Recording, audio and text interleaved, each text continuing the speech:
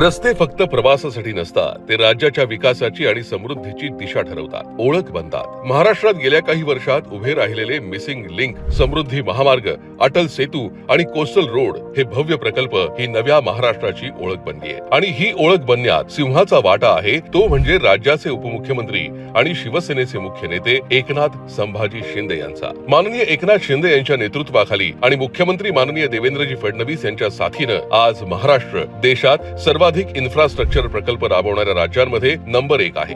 MSRDC असो वा MMRDA, single window परवानगीच्या माध्यमातून माननीय एकनाथ शिंदे यांनी प्रकल्प तडीस नेले। गुंतवणूकदारांसाठी रेड कार्पेट अंथरताना प्रकल्पांच्या परवानगीचा लाल फायलींचा अडसर दूर झाला तो मुख्यमंत्री एकनाथ शिंदे यांच्या कार्यशैलीमुळे। प्रकल्प कितीही मोठा असो, ज्याचं भूमिपूजन केलं त्याचं लोकार्पणही करायचं असं ध्येयच माननीय शिंदे साहेबांचं असतं। कई ऐसे प्रकल्प है जो शुरू भी हमने किए और उसका लोकार्पण भी हमने किया, क्योंकि एक बार प्रोजेक्ट जो है उसे जितने तेजी से हम करेंगे उतनी तेजी से लोगों के लिए उसका फायदा होता है। मिसिंग लिंकनं राज्याला वेग दिला आणि ओळख दिली। समृद्धी महामार्गानं अर्थव्यवस्था जोडली। अटल सेतूनं मुंबईच्या ट्रान्सपोर्ट नेटवर्कला नवा आयाम दिला आणि मुंबई कोस्टल रोडनं ट्रॅफिकचा ताण कमी करत शहराच्या श्वासाला मोकळीक दिली। या प्रत्येक प्रकल्पाच्या जमीन पातळीवरच्या अंमलबजावणीत सिंहाचा वाटा उचलला तो माननीय उपमुख्यमंत्री एकनाथ शिंदे साहेबांनी। आणि म्हणूनच विकासाच्या महामार्गावर एकनाथ शिंदे ठरतात इन्फ्रास्ट्रक्चरचे नवे शिल्पकार।